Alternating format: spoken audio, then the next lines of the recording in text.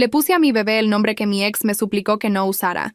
Cuando Derek se enteró de que estaba embarazada, solo tenía una petición. Por favor, no le pongas Jonás al bebé. Le pregunté por qué. No quiso decírmelo. Solo repetía que eso lo arruinaría todo. Llevábamos 2 meses separados cuando descubrí el embarazo. Me había engañado con una mujer de su oficina.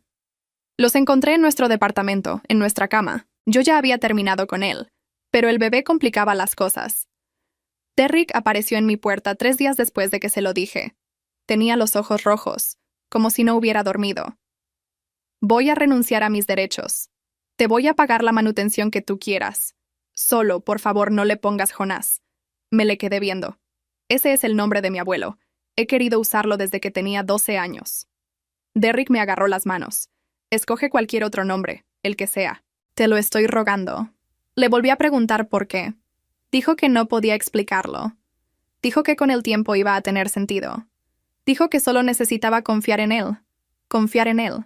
El hombre que me engañó durante 6 meses, que me hizo sentir loca cuando encontré labial en su camisa, que me hacía creer que yo estaba inventando cosas por tener sospechas. Le dije que se fuera. Después de eso me llamó todos los días, me mandó flores, me mandó cartas, todo para rogarme que no usara ese nombre. Su desesperación me daba más curiosidad, pero también me ponía más terca. Mi mamá pensaba que mejor escogiera otra cosa. No vale la pena tanto drama, me decía. Pero algo se sentía mal. ¿Por qué le iba a importar tanto un nombre a alguien que estaba renunciando a sus derechos de padre? Di a luz un martes a las 3 de la tarde. 52 centímetros. 3 kilos 600. Un niño perfecto, con los ojos de su padre. Le puse Jonás Miller. Derek se enteró 2 días después.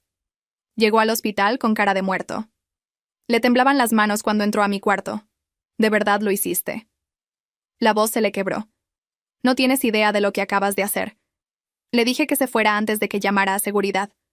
Él se quedó ahí parado, mirando al bebé. Y entonces empezó a llorar. No un llanto de tristeza, un llanto de terror. ¿Qué te pasa?, le exigí. Se limpió la cara y sacó el celular. Empezó a buscar algo. Luego giró la pantalla hacia mí. Era un perfil de Facebook. Una mujer que yo nunca había visto. Bonita, rubia. Se llamaba Lindsay Porter. No entiendo. Sigue bajando. Tenía un hijo, un niño de unos 4 años. Se llamaba Jonás. Se me heló la sangre. La voz de Derek era apenas un susurro. Jonás es mi hijo, dijo, y la voz se le rompió en la última sílaba. No entendí. O no quise entender. Apreté al bebé contra mi pecho sin darme cuenta, tan fuerte que se quejó, y aflojé de golpe, con las manos frías. ¿Qué estás diciendo? Ese niño de la foto. Jonás Porter. Tiene 4 años. Es mío. Derek se pasó la mano por la cara. Lindsay y yo no fuimos algo de una vez. Llevamos 5 años. El cuarto se hizo chico. El pitido del monitor, el olor a desinfectante, la cobija áspera contra mis piernas. Todo se volvió demasiado nítido. El corazón me golpeaba en los oídos. 5 años, repetí. La palabra no me cabía en la boca. Cuando tú y yo empezamos, ella ya tenía al niño. Hablaba rápido ahora, como si soltarlo todo de golpe doliera menos. Nunca corté con ella. Tenía el departamento de Lindsay en Sugarland, y te tenía a ti aquí. 2 vidas, 2 casas. Y funcionaba porque nada se tocaba. Me quedé viendo al hombre con el que había planeado un futuro. El papá de mi hijo. Y por primera vez lo vi completo. No un mentiroso de 6 meses, sino de 5 años. Por eso lo del nombre, dije. No era una pregunta. Asintió, y las lágrimas le volvieron a caer. Si los dos se llaman Jonás, un día se cruzan. La escuela, un doctor, un papel del seguro, una foto en internet. 2 niños con el mismo nombre y el mismo apellido del papá. Cualquiera ata los cabos. Lindsay ataría los cabos. Tragó saliva. Te lo rogué para protegerme. Lo sé. Soy un cobarde. Esperé el golpe, el llanto, el derrumbe. No llegó.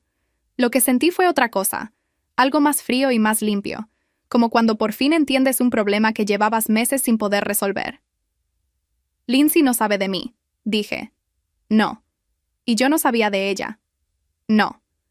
Derrick dio un paso hacia la cama. Pero podemos arreglarlo. Si le cambias el nombre, si dejamos esto enterrado, nadie sale lastimado.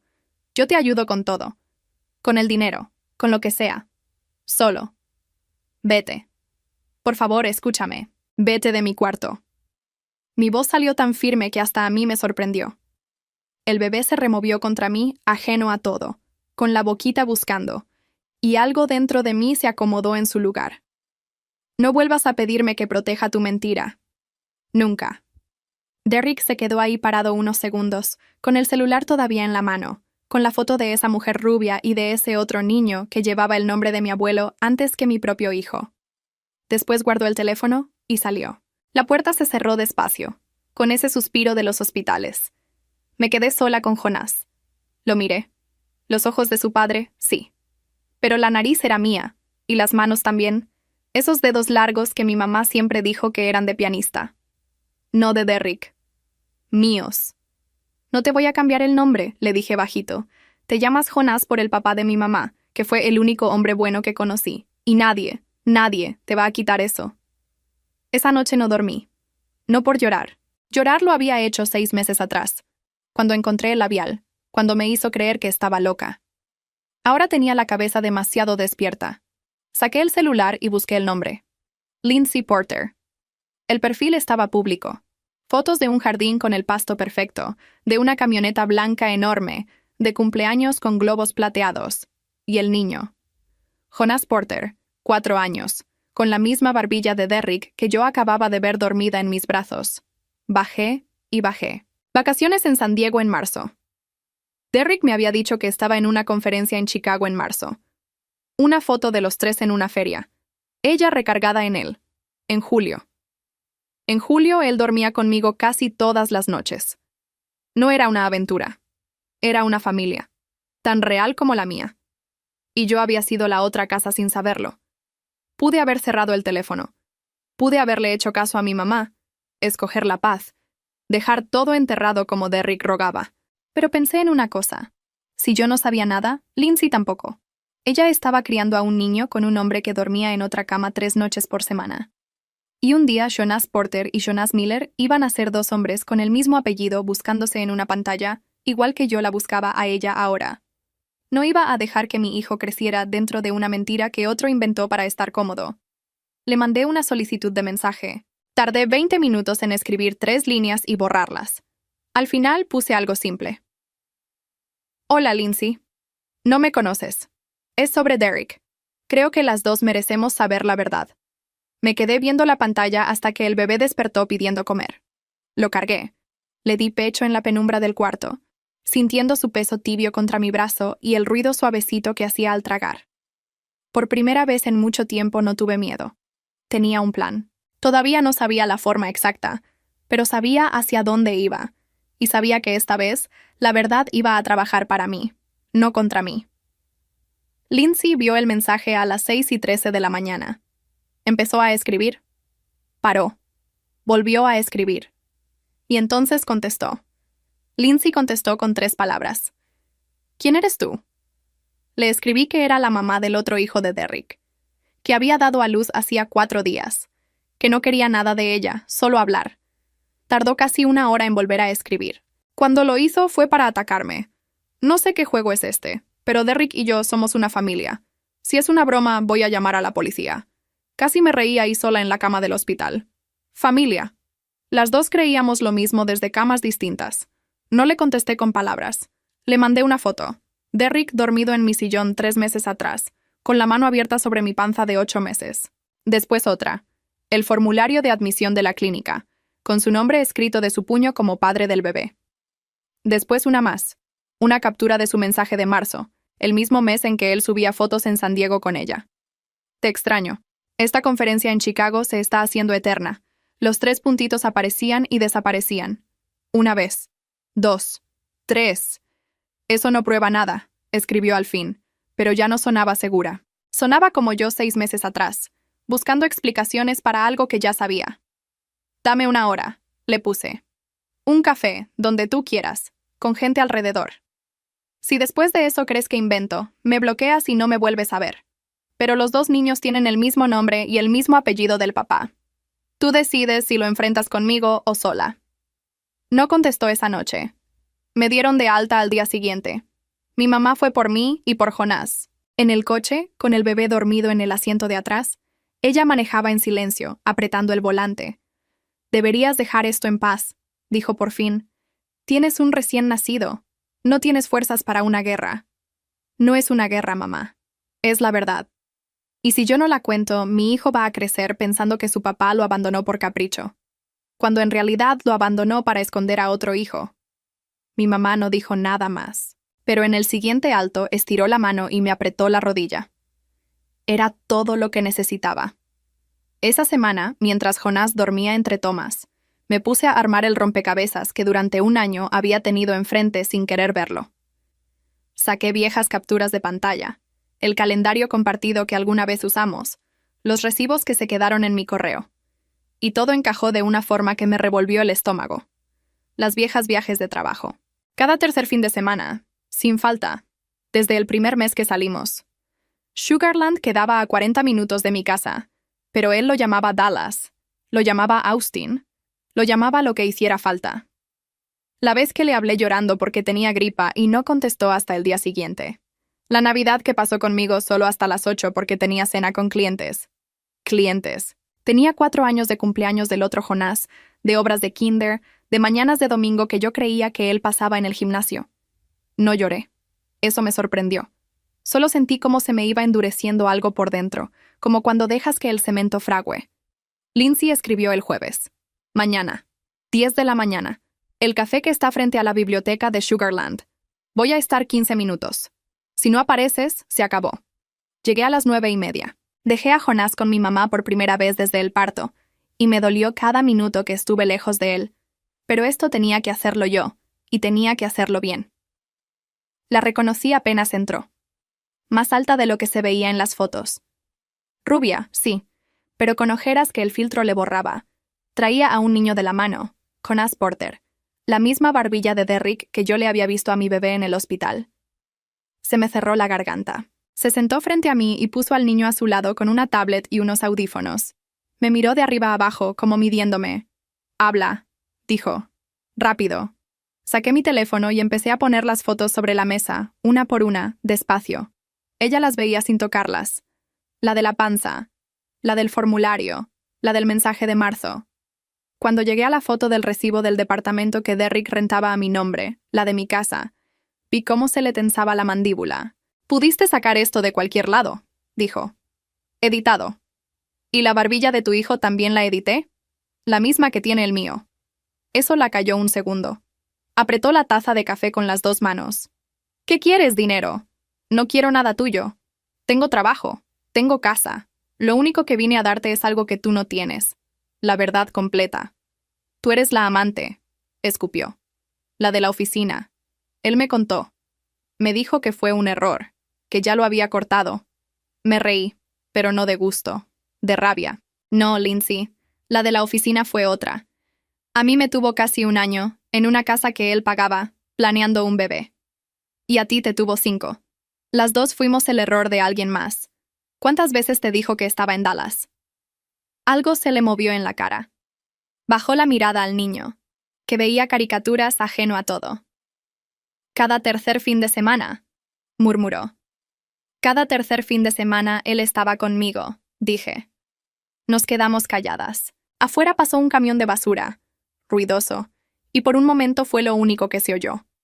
Ella respiraba por la boca, rápido. Yo dejé que el silencio hiciera lo suyo. «No te creo», dijo al fin. Pero no me veía a los ojos cuando lo dijo. «No tienes que creerme hoy. Pregúntale a él. Dile que diste con la mamá de Jonás Miller. Mira qué cara pone. Mira si te llama mentirosa a ti también, como nos llamó a las 2 durante años». Tomó al niño de la mano, se levantó de golpe y la silla rechinó contra el piso. «No me vuelvas a escribir», dijo. Pero antes de salir, se detuvo en la puerta. No volteó. Solo se quedó ahí 3 segundos, con la espalda rígida. Y supe, por cómo se quedó parada, que esa misma noche iba a buscar en el teléfono de Derrick, que iba a empezar a contar los fines de semana, que mi verdad ya estaba sembrada, y que iba a crecerle por dentro, aunque ella no quisiera. Pagué mi café y manejé de vuelta con mi hijo metido en la cabeza. No había convencido a Lindsay. Todavía no. Pero por primera vez en mucho tiempo, no era yo la única que cargaba con la mentira de Derrick. Ahora éramos dos. Lindsay me bloqueó esa misma tarde. Lo supe porque mi mensaje se quedó con una sola palomita gris y su foto de perfil desapareció. Pensé que ahí terminaba todo. Volví a mi casa, a las tomas cada 3 horas, a las noches en vela con Jonás pegado al pecho. Dejé que pasaran los días. Si ella quería seguir creyéndole a Derrick, era su problema. Yo ya tenía lo mío. Un hijo, una verdad y la decisión de no esconder a ninguno de los dos. 9 días después, un número desconocido me marcó a las 11 de la noche. ¿Es cierto? No hubo saludo, solo esa voz, más chiquita que en el café, con un temblor que reconocí porque fue el mío 6 meses atrás. Lindsay, dije, y me senté en la cama. Revisé su teléfono. Soltó de corrido, como si lo hubiera ensayado para no arrepentirse a medias.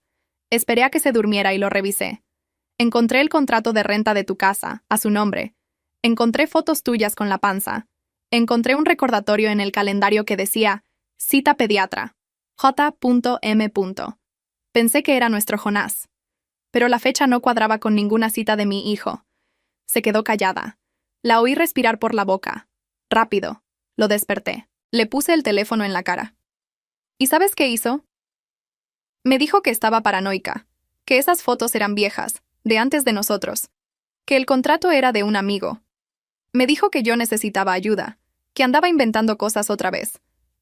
Otra vez, repetí. Sí. Como si ya lo hubiera hecho antes, como si la loca fuera yo. Cerré los ojos. Me sabía esa frase palabra por palabra. La había vivido con el labial en la camisa. 2 semanas creyendo que el problema era mi cabeza. A mí me hizo exactamente lo mismo, dije. Encontré un labial que no era mío y me convenció de que me lo estaba imaginando. Llegué a pedirle perdón por desconfiar. Del otro lado se oyó un sonido que no supe si era risa o llanto. Tenemos que vernos, dijo. Sin niños esta vez. Nos vimos el sábado, en el mismo café frente a la biblioteca. Las dos llegamos temprano. Las dos con el teléfono cargado de capturas. Ya no me miró de arriba abajo. Se sentó. Puso las manos sobre la mesa.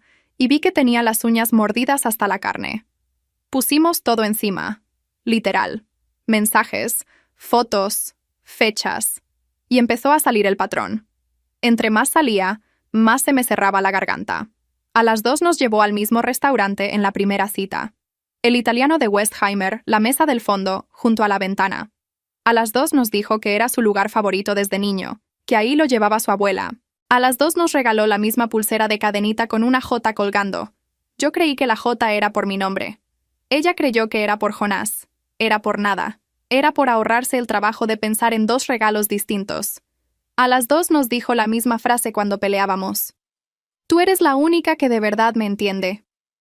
A las 2 nos prometió que en cuanto cerrara un negocio importante íbamos a viajar a Italia. A las 2 nos puso la canción esa de cuando empezamos, en el coche, subiéndole el volumen como si se le ocurriera en el momento. Lindsay escuchaba con la mandíbula apretada. En un momento agarró su café, le dio un trago, y la mano le temblaba tanto que derramó un poco en la mesa. No lo limpió. 5 años, dijo en voz baja. Le planché las camisas 5 años. Lo cuidé cuando le dio neumonía. Le presté dinero para arrancar su negocio. Y todo ese tiempo, cada tercer fin de semana, estaba contigo. Y a mí me hacía creer que era el hombre de mi vida, dije, que tú no existías. Nos quedamos calladas un rato largo. Afuera unos niños salían de la biblioteca con sus mamás, riéndose, y las dos volteamos a verlos sin decir nada, pensando lo mismo, en nuestros 2 Jonás que un día iban a saber. No vine a ser tu amiga, me dijo al fin, mirándome de frente. No te conozco. Hace 2 semanas te quería ver la cara estrellada contra una pared. Lo sé, dije. Yo tampoco vine por una amiga. Entonces, ¿a qué viniste? A asegurarme de que mi hijo no crezca como un secreto, y de que el tuyo tampoco. Eso es todo lo que me importa. Lindsay asintió despacio. Algo en su cara se endureció, pero por primera vez no era contra mí.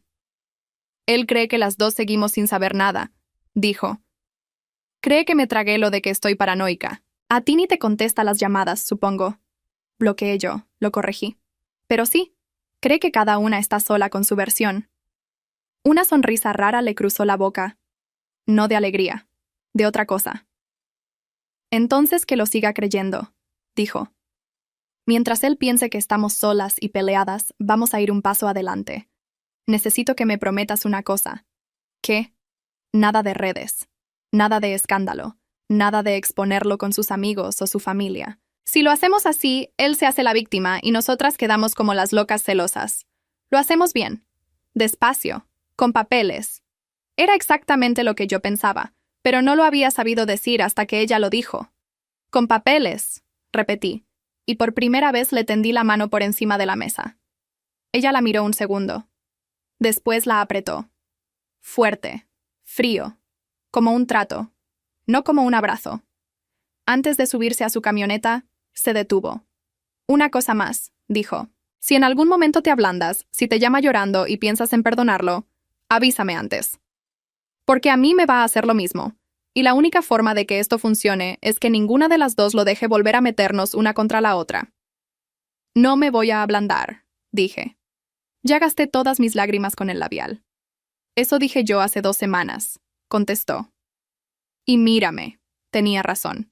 Asentí. Nos avisamos, prometí. No éramos amigas. Pero esa noche manejé de regreso con la sensación de que, por primera vez desde que conocí a Derrick, no era yo la que iba un paso atrás. El plan era sencillo, pero pedía estómago. Lindsay seguiría en su casa, fingiendo que se había tragado lo de que estaba paranoica. Yo seguiría bloqueándolo, fingiendo que estaba destrozada y sola, y dejaríamos que Derrick se moviera. Los hombres como él, cuando se sienten seguros, hablan de más. No tardó. A los 4 días, Derrick me desbloqueó solo para escribirme. Apareció con un mensaje largo, de esos que se ven escritos con la voz quebrada, que había reflexionado, que el nacimiento de Jonás le había abierto los ojos, que quería hacer las cosas bien, ser un papá presente, ayudarme con todo, que me depositaba $10,000 esa misma semana para los pañales y lo que el bebé necesitara, sin trámites, sin abogados, entre nosotros. Le contesté justo lo que él quería oír, que estaba cansada, que un bebé sola era muy pesado, que tal vez había sido dura. Se vino arriba. Empezó a llamarme todas las noches, cuando supuestamente Lindsay ya dormía.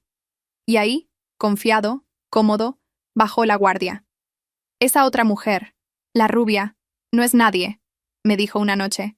Es una relación que ya venía muerta. Me quedo con ella nada más por el niño, pero a la que quiero es a ti. Dame tiempo para acomodar las cosas y nos vamos los 3, tú, yo y Jonás. Yo tenía la grabadora del teléfono encendida. Le di cuerda. ¿Y el otro niño? Le pregunté con voz suavecita. ¿Vas a dejar a tu hijo? Le voy a pasar dinero, pero ese niño tiene a su mamá. El mío de verdad eres tú. A ese otro embarazo, Lindsay me lo impuso para amarrarme. Apreté el teléfono tan fuerte que me dolieron los dedos, pero no dejé que se me notara en la voz. Le dije que lo pensaría, que lo extrañaba. Colgué y vomité en el lavabo. Al día siguiente le mandé la grabación a Lindsay. Tardó horas en contestar. Cuando lo hizo, fue una sola línea. Conmigo dijo lo mismo de ti. Que la accidental fuiste tú, que yo era la de verdad. Me mandó su propia grabación. La misma voz, las mismas palabras, cambiando los nombres. A las 2 nos ofrecía el mismo futuro. A las 2 nos pintaba a la otra como la trampa. Era una cinta sola con 2 protagonistas. Empezamos a juntarlo todo en una carpeta compartida. Cada mensaje, cada audio, cada depósito. Él creía que nos estaba comprando a las 2. En realidad nos estaba firmando, una por una, la prueba de que sabía perfectamente lo que hacía. Nos vimos una tarde para organizar el material, en mi cocina, mientras Jonás dormía en su mecedora eléctrica. Lindsay llegó con su laptop y una carpeta de plástico llena de papeles ordenados por fecha. Era ordenada hasta para esto. ¿Cómo aguantas?, le pregunté mientras servía café. Dormir al lado de él, cocinarle, sonreírle, sabiendo todo. Apretó los labios. Pienso en mi hijo, dijo. Pienso en que, si exploto hoy, mañana él contrata al mejor abogado y me deja con las visitas contadas. Trago, sonrío y guardo pantallazos. Tú harías lo mismo. Lo estoy haciendo, contesté. Por eso vamos a ganar, dijo. porque las dos aprendimos a callarnos con él. Solo que ahora nos callamos a propósito. Esa misma semana, Derek subió una foto a sus redes, él cargando a su hijo de Sugarland en un partido, con el texto siendo papá, lo mejor que me ha pasado. 300 corazones. Su mamá comentó, qué hermoso, mi muchacho. Me quedé viendo la pantalla con el otro Jonás, el invisible, dormido a mi lado, y entendí que ese hombre no escondía a un hijo por vergüenza. Lo escondía porque le estorbaba para la foto. Le mandé el pantallazo a Lindsay. Solo escribió: lo sé. Esa foto la tomé yo. No sabía que la usaba para taparte a ti. Las cosas se pusieron tensas cuando Derek empezó a sospechar. Una noche me preguntó, así de la nada, si yo había hablado con alguien de lo nuestro. Le dije que no, que con quién, si no tenía a nadie. Otra noche le dijo a Lindsay que sentía raro su teléfono. Ella no se inmutó. Le hizo una cena, lo trató bien, y esa misma madrugada me escribió: hay que apurarnos, ya huele algo. El golpe vino el jueves. Lindsay me llamó agitada. Derek había encontrado en el historial de su coche compartido la dirección del café donde nos vimos. Le reclamó que qué hacía ella en Sugarland Centro un sábado que supuestamente estaba con su mamá. Ella improvisó. Dijo que había ido a devolver unos libros a la biblioteca. Él no le creyó del todo. Va a atar cabos, me dijo. Si nos junta a las dos en su cabeza, va a correr a esconder dinero, a inventarse un buen padre ejemplar, a adelantarse. Tenemos que vernos con el abogado ya, esta semana. Tenía razón, y eso me asustó, porque significaba que se acababa la parte fácil, la de las grabaciones desde la sombra, y empezaba la otra, la de dar la cara. Esa noche, Derek me llamó por última vez antes de que todo cambiara. Estaba meloso, seguro de sí mismo. ¿Ya pensaste lo de irnos juntos?, me preguntó.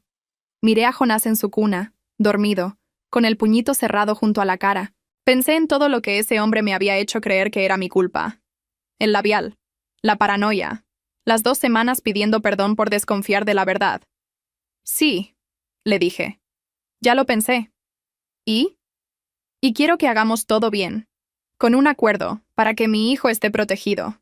¿Tú me darías eso? ¿Algo firmado? Lo que quieras, mi amor, dijo, y casi pude oír su sonrisa. Lo que sea para que estés tranquila. Perfecto, contesté. Yo te aviso del lugar. Colgué. Le escribí a Lindsay 3 palabras. Aceptó firmar algo. Me contestó al instante. Entonces le damos justo eso. Un papel. Solo que no va a ser el que él se imagina.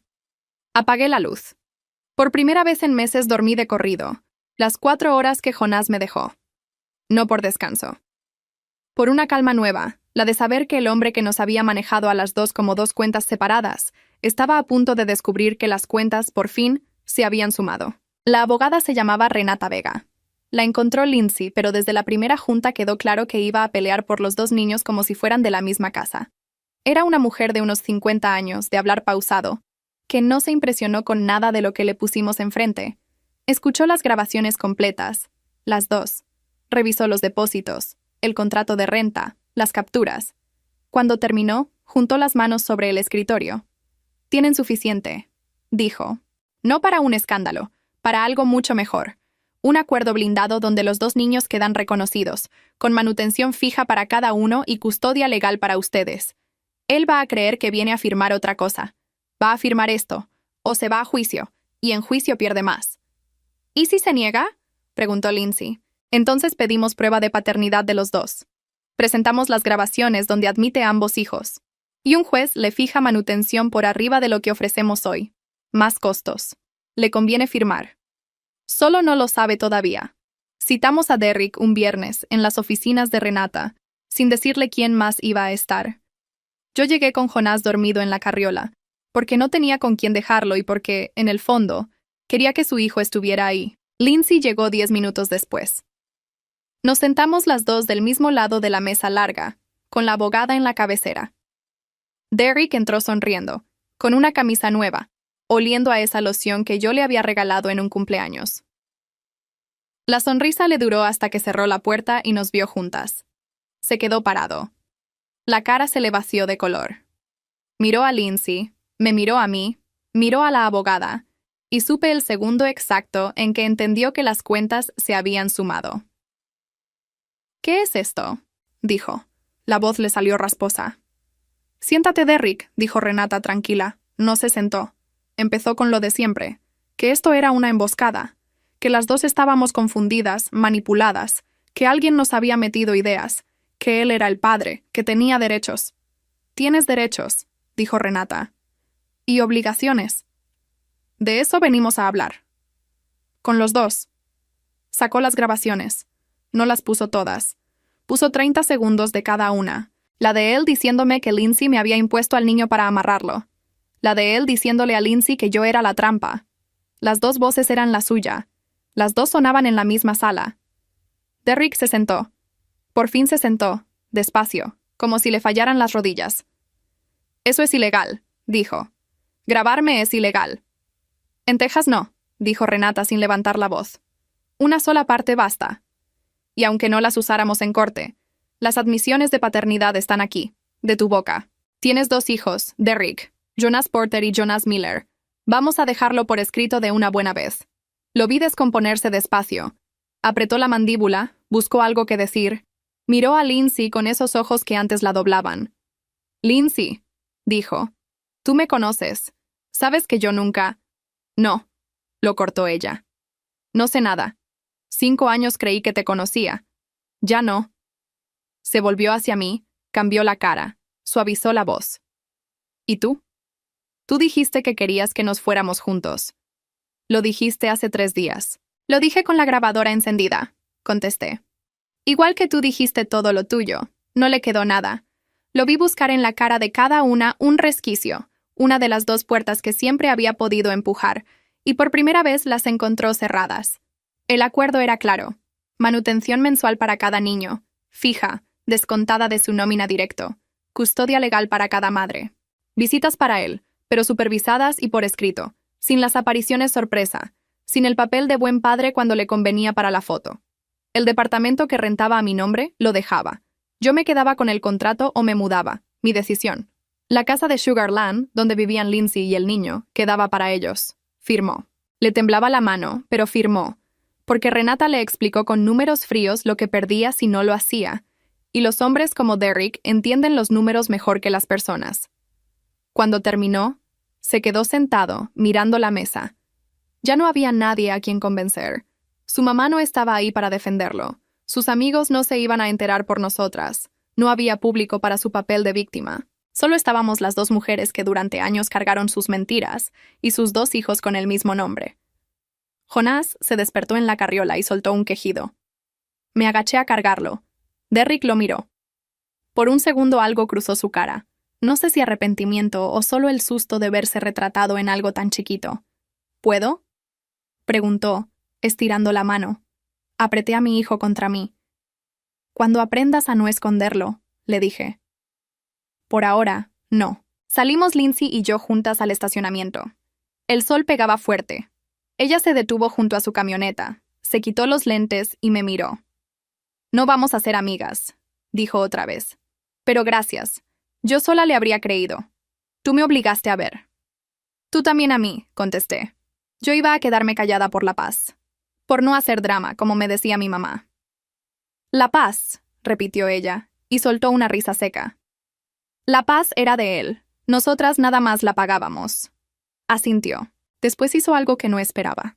Se acercó a la carriola, miró a Jonás, y a su propio Jonás que la esperaba con la abuela en casa los unía sin decirlo. Algún día se van a conocer, dijo. Los 2.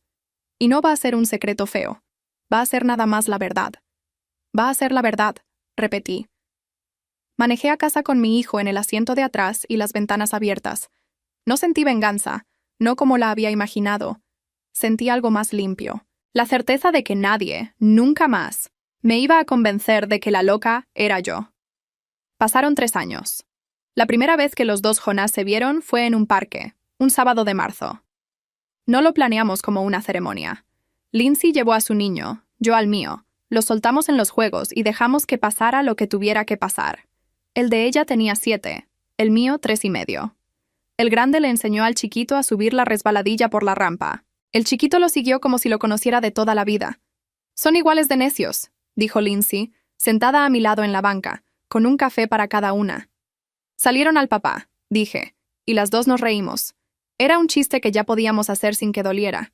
El grande se cayó de la resbaladilla y se raspó la rodilla. Antes de que cualquiera de las dos se levantara, el chiquito ya estaba ahí, sobándole la pierna con su manita, muy serio. «No llores», le dijo, aunque el que tenía cara de llorar era él. Lindsay y yo nos quedamos calladas viéndolos. No hizo falta decir nada. Esos dos ya eran hermanos antes de saber la palabra. No nos volvimos amigas de las de hablar todos los días. Nos volvimos otra cosa, algo que no tiene nombre fácil. Dos mujeres que comparten dos hijos hermanos y la memoria de la misma mentira. Cuando uno de los niños cumple años, las dos familias están. Cuando el grande tuvo varicela, le mandé sopa. Cuando a mí se me descompuso el coche, ella pasó por Jonás a la guardería. Lo hicimos funcionar. Por ellos y un poco por nosotras. Derrick cumplió con la manutención porque le salía directo de la nómina y no le quedaba de otra. Las visitas supervisadas las usó al principio, después cada vez menos. Un padre que necesita público para actuar de padre se aburre rápido cuando no hay nadie aplaudiendo. Para el segundo año ya casi no aparecía. Los niños no lo extrañan como se extraña a alguien. Lo extrañan como se extraña una idea que nunca llegó. Me enteré por Lindsay de que su vida se fue cayendo sola, sin que ninguna de las dos moviera un dedo. La mujer de la oficina lo dejó. Sus amigos, los que sí supieron, se fueron alejando no por nosotras, sino porque un hombre que mantuvo dos familias 5 años no es alguien en quien la gente confía su casa. No hubo escándalo, no hubo post, no hubo nada público. Solo el peso de lo que él mismo había hecho, cobrándose despacio. Yo no me quedé esperando a ver eso. Tenía un hijo que criar. Empecé chiquito. Cocinaba comida casera y la vendía por encargo a oficinas, primero a la mía, después a las de junto. Tamales los lunes, comida corrida entre semana, pedidos para juntas. Una latina que cocina rico en una ciudad llena de oficinas que comen mal. Resultó que eso valía oro. Los primeros meses fueron de no dormir. Cocinaba de madrugada con Jonás amarrado al pecho en un rebozo. Repartía a mediodía con él en la sillita del coche. Lavaba trastes de noche con un oído puesto en la cuna. Más de una vez me senté en el piso de la cocina, a las 3 de la mañana, con las manos oliendo a cebolla y ganas de tirar todo. Pero cada pedido que entraba era dinero que no le debía a nadie. Era mío. Y eso pesaba más que el cansancio. En 1 año dejé mi trabajo. En 2, renté un local. Le puse el nombre de mi abuelo, el mismo de mi hijo. Cocina Jonás. La gente cree que es por el niño. Es por los 2 hombres buenos de mi vida, el que se fue y el que apenas empieza. El día que colgué el letrero, mi mamá lloró en la banqueta. «Perdóname», me dijo, «por haberte dicho que te quedaras callada». Le di un trapo para que ayudara a limpiar las mesas en vez de contestarle. A veces el perdón es ese, ponerse a trabajar al lado de alguien. Hace 1 mes firmé las escrituras de mi casa. 3 recámaras, una para Jonás, una para mí, y una que dejé de visitas, para cuando el otro Jonás se quiere quedar a dormir. La pagué yo. Cada ladrillo. Mi mamá, la que me decía que dejara las cosas en paz, que no valía la pena el drama, ahora presume con sus comadres que su hija tiene negocio propio. Le dejo. Aprendí que la gente que te dice que te calles por la paz casi siempre quiere decir su paz, no la tuya. Derrick me buscó una vez más. Hace medio año. Me cayó al local un martes en la tarde. Más flaco, con la camisa fuera del pantalón, sin esa loción cara. Pidió hablar. Me dijo que se había equivocado en todo. Que ahora sí entendía. Que quería recuperar a sus hijos. Ser la familia que no fue. Lo dejé hablar. Cuando terminó, le serví un plato de comida, porque nadie sale con hambre de mi local. Ni él. Tus hijos están bien, le dije. Tienen una mamá cada uno. Un hermano. Una casa. No les falta nada que tú puedas dar. Si de verdad cambiaste, demuéstralo en las visitas, llegando a tiempo, sin cámara, sin discurso. Eso es todo. Lo demás ya no es asunto mío. Se fue sin tocar la comida. No me dio gusto verlo así. Tampoco me dio tristeza. Me dio nada, que es la forma más limpia de saber que algo de verdad se terminó. Esa noche cerré el local tarde. Jonás se había quedado dormido en el sillón de la oficina, entre cajas de servilletas, con un crayón todavía en la mano. Lo cargué hasta el coche. Mi coche. Uno blanco que me compré en agosto. Nada de lujo escandaloso. Pero mío. pagado con masa y manteca y madrugadas. Lo subí, le puse el cinturón, y antes de arrancar me quedé un momento viéndolo por el retrovisor. Hoy manejo a mi propio negocio por las mismas calles, donde antes lloraba esperando las llamadas de un hombre que tenía otra casa. No lo hago para que él me vea.